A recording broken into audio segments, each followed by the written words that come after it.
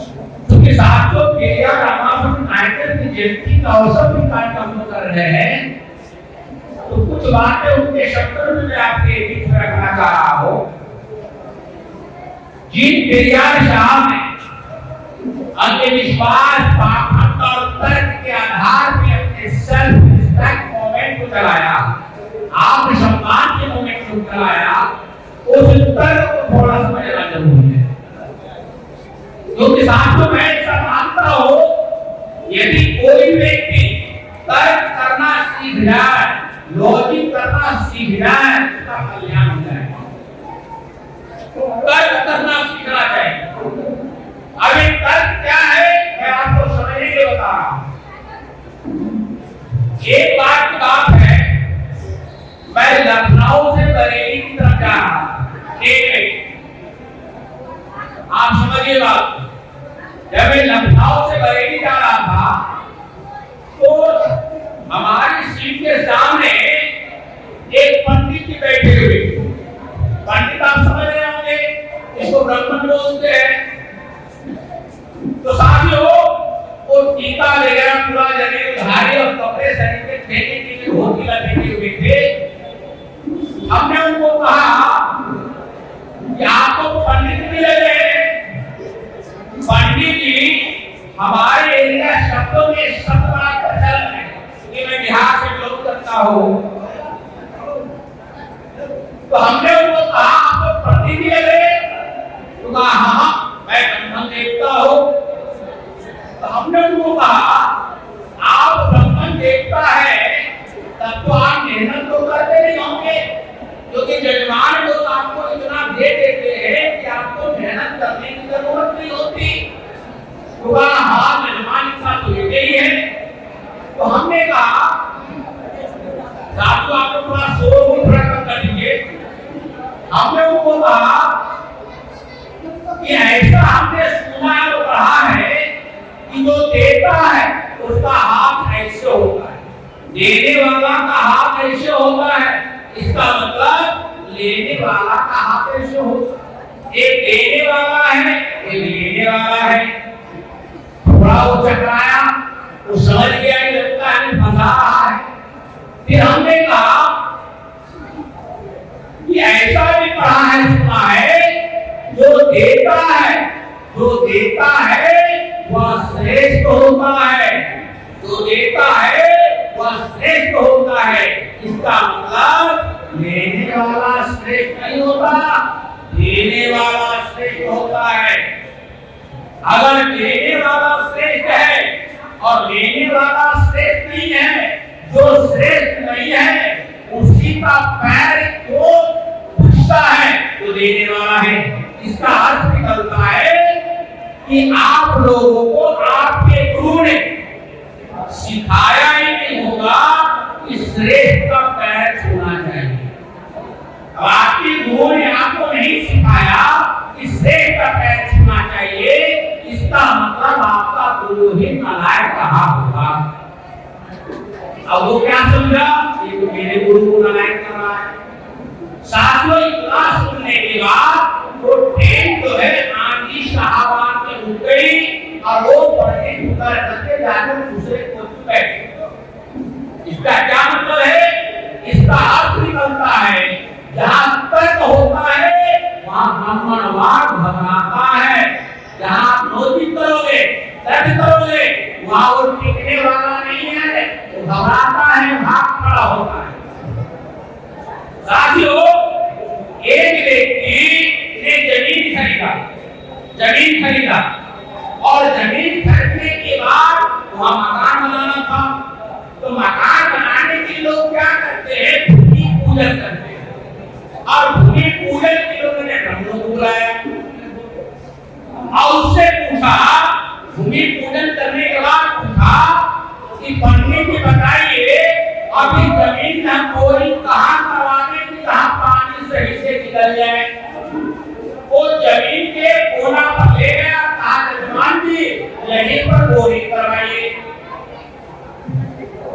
और भूमि पूजन हो गया, जगह भी बता दी कि कहाँ पे करना चाहिए बोरिंग और तो जजमान ने उसको घर ले गया और पंडित को क्या खाते हैं, चूड़ा खाते हैं, दही खाते हैं। उसने क्या क्या थाली में चूड़ा रखा, उसके बाद चीनी डाल दी और ऊपर से दही डाल दिया। अब उसके आगे क्या, तो पंडित क्या बोल रहा है कि यजमान इसमें चीनी नहीं डाले हैं क्या? पूछा यजमान चीनी नहीं डाले क्या? तो यजमान तुरंत जूता खोलता है और पंडित को कहता है, उनको 150 फीट नीचे पानी नजर आ गया जमीन में, यही बोरिंग करवा लो। अब 2 इंच के नीचे तो वो चीनी नजर नहीं आ रहा है।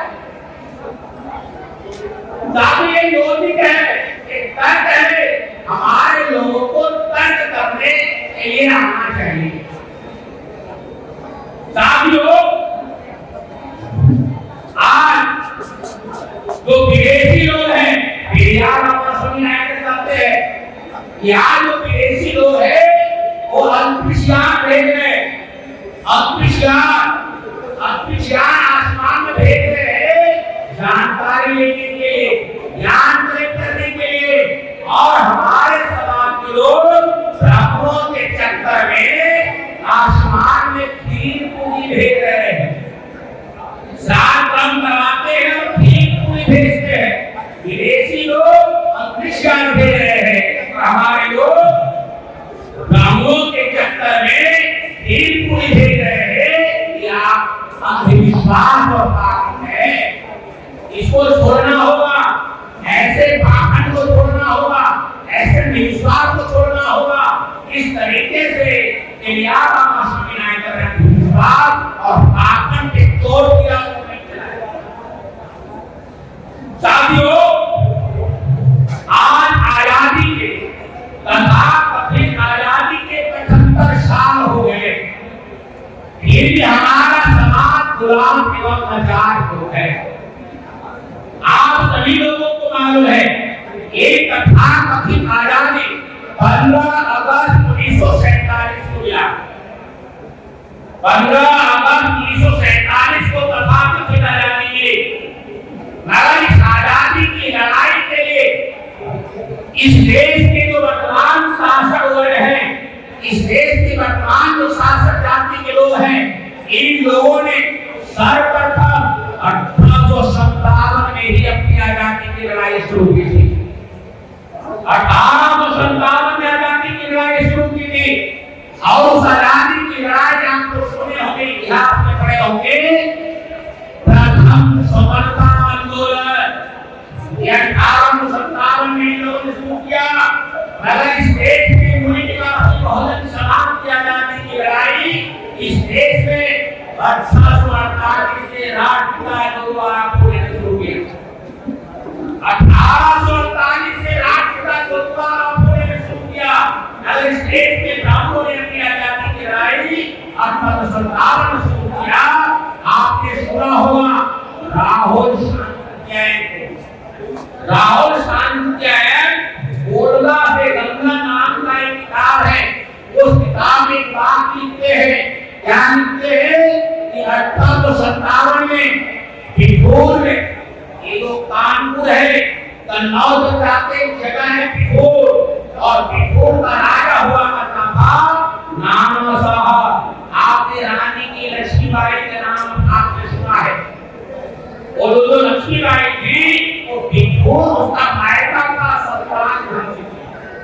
तो बिठूर के राजा नाना साहब ने मीटिंग बुलाई और उस मीटिंग में मंगल पांडे शामिल हुए, बिहार के बाबू कुंवर सिंह और देश के अंतिम मुगल बादशाह बहादुर शाह जफर, इन सभी लोगों की मीटिंग हुई।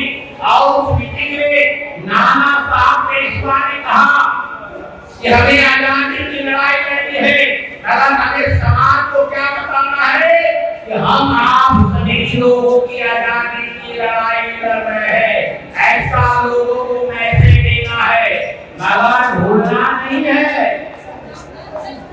क्या नहीं भूलना है? ये आजादी की लड़ाई केवल मात्र हम ब्राह्मणों को आजाद करने के लिए लड़ रहे हैं, इस बात को नहीं है। इस आजादी की लड़ाई को ब्राह्मणों की आजादी की लड़ाई लड़ रहे हैं। अगर केवल हमें समाज को बताना है हम सब लोगों की आजादी की लड़ाई लड़ रहे हैं, वो बताना है तो ये भी ऐसा बताएंगे तो सब लोगों का साथ सहयोग हमारे साथ होगा। तो साधु तो लड़ाई है तो 57 में शुरू किया गया था, वही लड़ाई कानून ने 1885 में कांग्रेस के द्वारा आगे बढ़ाया और उस कांग्रेस में पेरियार रामास्वामी नायकर शामिल हुए थे। कांग्रेस के तमिलनाडु के प्रदेश के अध्यक्ष बने, मगर एक घटना पेरियार साहब के साथ घटी। पेरियार साहब के साथ एक घटना घटी कि वहां पर जो हॉस्टल थे और उस हॉस्टल में जो पिछड़े लोगों के लिए अलग रसोईया था और ब्राह्मणों के लिए अलग रसोईया था खाना बनाने वाले। खाना बनाने वाले जो रसोईया होते हैं ब्राह्मणों के अलग था और पिछड़े लोगों के अलग था। तो पेरियार रामास्वामी नायकर को जांच करने के लिए जब उन्होंने देखा ये सरकार के पैसे से ये हॉस्टल चल रहा है, सरकार के पैसे से रसोईया मिलता है, वो पिछड़ों के अलग रसोईया और ब्राह्मणों के अलग रसोईया, ऐसा क्यों? ऐसा उन्होंने लिखित शिकायत किया। क्योंकि कांग्रेस के प्रदेश के अध्यक्ष हुआ करते थे तो लिखित शिकायत किया और लिखित शिकायत गांधी जी के पास गया, क्योंकि कांग्रेस के सरवा मोहनदास गांधी थे। जब उनके पास शिकायत किया वो लेकर तो गांधी जी ने उनका लेकर जवाब दिया, कहा पेरियार साहब को कहा कि आप जो कर रहे हो ये कांग्रेस का मकसद नहीं है, ये कांग्रेस का मुद्दा नहीं है, ये कांग्रेस का एजेंडा नहीं है। तो पेरियार साहब ने जवाब दिया कि अगर हॉस्टलों में किस तरीके से बदलाव हमारे लोगों के साथ किया जा रहा है और आप कर रहे हो ये कांग्रेस का मुद्दा नहीं है, ये कांग्रेस का एजेंडा नहीं है, तो लिख के दिया तो लो आज से फाइल कांग्रेस का नहीं। और उन्होंने संगठन खड़ा किया जस्टिस पार्टी बनाया। बाद में 1944 में जाकर द्रविड़ कलम नाम की पार्टी बनाया और एक सेल्फ रिस्पेक्ट मूवमेंट पूरे तमिलनाडु में शुरू। साधु मिशन रिजर्वेशन की शुरुआत करते हैं और रिजर्वेशन जो रिप्रेजेंटेशन है, जो प्रतिनिधित्व है, जो भागीदारी है, जो हिस्सेदारी है, इसकी शुरुआत छत्रपति शिवाजी महाराज ने अपने राज्य में किया। संख्या के आधार पर किया, 50% भागीदारी में था छत्रपति शिवाजी महाराज ने अपने राज्य में किया। और इस लड़ाई को पेरियार रामास्वामी नायकर ने अपने राज्य में, तमिलनाडु जैसे राज्य में 67% को व्यवस्था करवाया। 67% भारत के संविधान के अंदर संख्या के आधार पर रिप्रेजेंटेशन है, मगर इस देश का जो सुप्रीम कोर्ट है वो सुप्रीम कोर्ट कहता है 50% से ज्यादा नहीं दिया जा सकता। 1992 के मंडल कमीशन के फैसले में सुप्रीम कोर्ट कहता है 50 से ज्यादा नहीं दिया जा सकता, मगर पेरियार रामास्वामी नायकर है तमिलनाडु में लाल समाज 67% भागीदारी लिया, रिजर्वेशन लिया। ये लड़ाई वहां रही। तो साथियों ये जो 15 अगस्त 1947 की जो तथाकथित देना जाती है, ये आजादी क्या है? इस लड़ाई को 1857 में बंधुओं ने लड़ा, वही आजाद हो गए और अंग्रेजों ने 3 बार किया। अंग्रेजों ने 3 बार किया। कौन सा ये? ट्रांसफर ऑफ द पावर, सत्ता का हस्तांतरण 3 बार किया। सत्ता का हस्तांतरण मतलब क्या होता है? सत्ता एक हाथ से दूसरे हाथ से जाना। सत्ता किसके हाथ में थी? अंग्रेजों के हाथ में। सत्ता किसको दिया? नेहरू को दिया। अंग्रेज कौन है? विदेशी है। नेहरू कौन है? ब्राह्मण है। ब्राह्मण है तो विदेशी है। एक विदेशी जा रहा है, दूसरे विदेशी के हाथ में सत्ता देकर जा रहा है। अर्थात इस देश से एक विदेशी चला गया और और हुक्मरान होकर उसने क्या किया?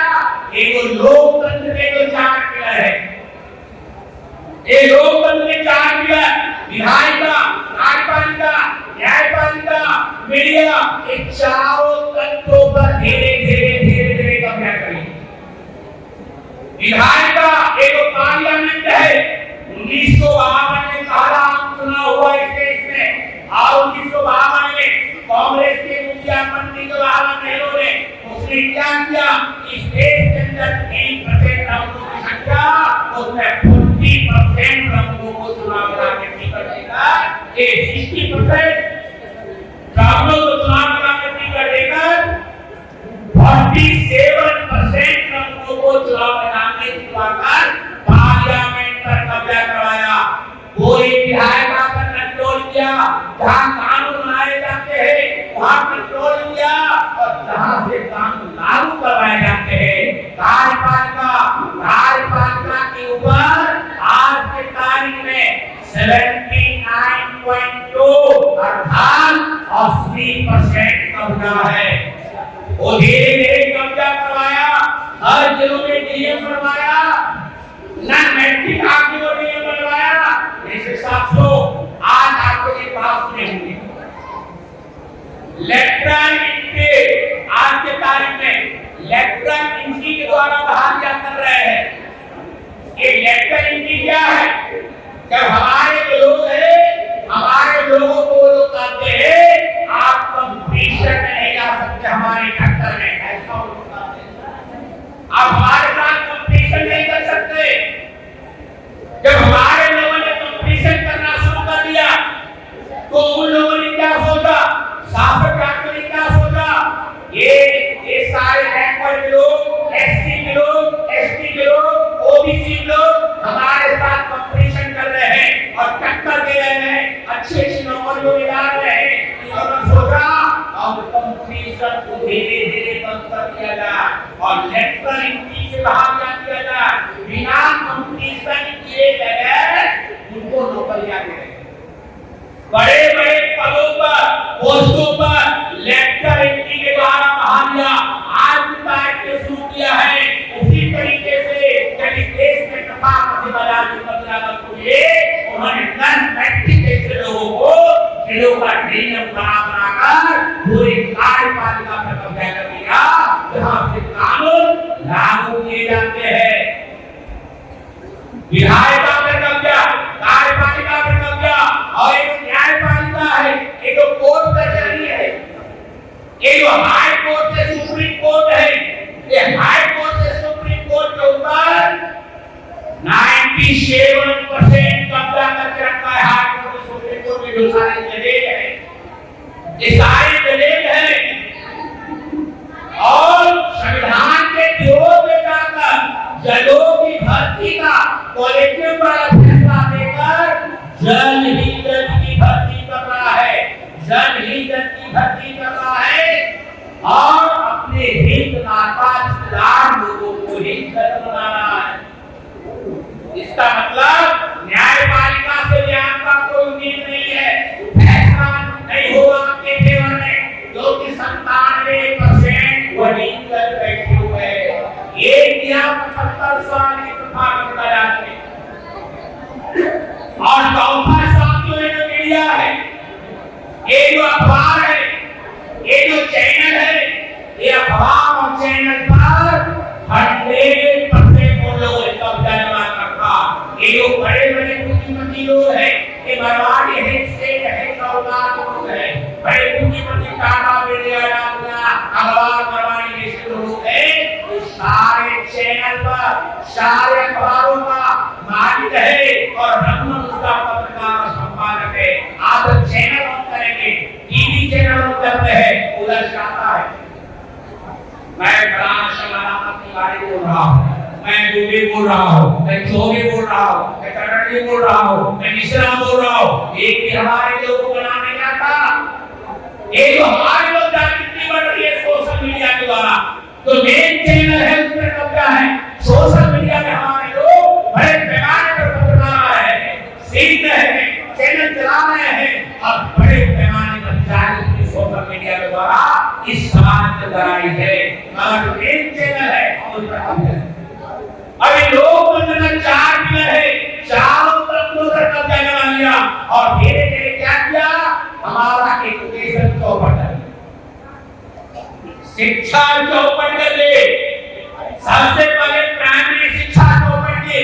प्राइमरी शिक्षा में जो यहाँ हमारे बुजुर्ग बैठे हुए हैं उन लोगों को मालूम है जब स्कूल में जाते थे तो मास्टर नहीं पढ़ाता था तो उनके गार्जियन करते थे, मास्टर को कहते थे कि मेरा बच्चा 10 दिन से आ रहा है, आप कौन इनको सिखाए।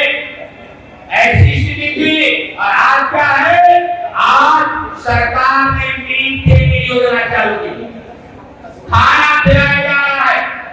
हमारे बच्चे स्कूल जाते हैं, थाली कटोरा ले जाना नहीं भूलता, स्लेट कॉपी पेंसिल ले जाना बहुत भूल जाता, थाली ले जाना नहीं भूलता। और थाली लेकर जो वहां जाता है दिमाग में क्या है, बार-बार ध्यान कर चूल्हा जला के खाना बन रहा है नहीं बन रहा है। पढ़ाई चौपट, पढ़ाई चौपट। हमारे गांव स्कूल जाते हैं और मास्टर को नहीं पूछते पढ़ाते कि नहीं पढ़ाते, क्या करते हैं, अरे ये मेनू में क्या लिखा हुआ है, अब क्या खाना बनना चाहिए, अब क्या बनाए हो, खाने पर चर्चा करते। चावल में ऐसा दिया कीड़े निकल रहे हैं, कल मेरा बच्चा भूखे रह गया, दाल पकवा खिला रहे हो, मतलब खाने की चर्चा करता है, शिक्षा पर चर्चा नहीं करता। ये प्राइमरी एजुकेशन चौपट कर दिया। और हमारे लोग हायर एजुकेशन में चले गए, बड़ी बड़ी डिग्रियां लेना शुरू किया तो क्या हुआ, लोगों के साथ जो ज्यादा पढ़ने वाले लोग, जो ज्यादा पढ़ता है वो तर्क करता है, ज्यादा पढ़ने वाले लोग तर्क करते हैं, जो तर्क करता है वो सही और गलत का निर्णय बनाता है, निर्णय लेने की क्षमता होता है, क्या सही है क्या गलत है उसका निर्णय लेता है, निर्णय लेने की क्षमता होता है। और जिसके अंदर निर्णय लेने की क्षमता होता है वो नेतृत्व करता है, लीडरशिप करता है। और जिसके अंदर नेतृत्व की क्षमता होती है इस देश के अंदर शासक बनने का दावा ठोकता है, पीएम बनने का दावा ठोकता है, सीएम बनने का दावा ठोकता है। वो भी अनपढ़ आदमी पीएम सीएम का दावा नहीं ठोकता। ज्यादा पढ़े लिखे लोग तो समाज में लीड कर रहे हैं, तो नेतृत्व कर रहे हैं, वही दावा ठोकता है। इसलिए उन्होंने सोचा ऊपर का पढ़ाई का दरवाजा बंद करना है तो फी बढ़ा दो, बहुत पैसे बढ़ा दो ताकि लोग चुका ही नहीं पाए, लोग इंजीनियर डॉक्टर आईएएस से बन ही नहीं पाए। एजुकेशन व्यवस्था सारा चौपट कर दिया, नौकरियां बंद कर दी, बेरोजगारी बड़े पैमाने पर है, हमारे विद्वान लोग आत्महत्या कर रहे हैं, नौकरियां नहीं मिल रही है, माँ बाप कहते हैं कि हमारे बच्चे हमारे ऊपर बोझा हो गए, उम्र हो गई है, शादियां नहीं हो रही है, जो भी नहीं बैंक में खड़ा हो जाए तो शादी करेंगे, क्योंकि ये हालात देश में 75 साल में पैदा हो गए। शिक्षा व्यवस्था कमजोर हो गई, नौकरियां कमजोर हो गई, इसलिए बेरोजगारी आ गई। और इस देश के अंदर हमारी माँ बहनों पर इतने बड़े पैमाने पर 75 साल में जो रेप हत्या एक बड़े पैमाने पर हुआ, आए दिन इस तरह की घटनाएं घट रही है। इस साल 75 साल में बिहार स्वामी नायकर कहते हैं अगर कोई लड़की रात को 12 बजे वापस अपने घर आ जाए, अगर ठीक से आ जाए तो समझ लीजिए वो स्त्री आ जाती है। मगर ऐसा देश में नहीं हो रहा है। 75 साल की तथाकथित आजादी में हमारे लोग गुलामी बन गए। साथियों अरे अब समस्या इस बात का है इन सारी चीजों का रास्ता क्या है, विकल्प क्या है, क्या करने की जरूरत है साथियों। इसलिए हम लोगों ने राम से जुड़ा, हम लोगों ने बात सोचा कि ये हमारे जो समस्या है, ये समस्या केवल सीतापुर की नहीं है, ये समस्या केवल लखीमपुर की नहीं है, केवल लखनऊ की नहीं है, यूपी की नहीं है, ऑल इंडिया की समस्या है, समस्या देशव्यापी है, समस्या राष्ट्रव्यापी है। अगर राष्ट्रव्यापी समस्या है, देशव्यापी समस्या है, इसलिए राष्ट्रव्यापी आंदोलन की जरूरत है, देशव्यापी संगठन की जरूरत है।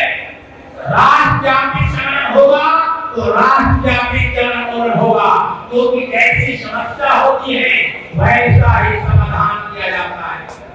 अगर हमारी समस्या राष्ट्रव्यापी है, देशव्यापी है, अगर इसका समाधान करना है तो राष्ट्रव्यापी संगठन करना होगा, और राष्ट्रव्यापी संगठन के साथ साथ इस देश की महिलाओं का संगठन खड़ा करना होगा, महिलाओं का संगठन।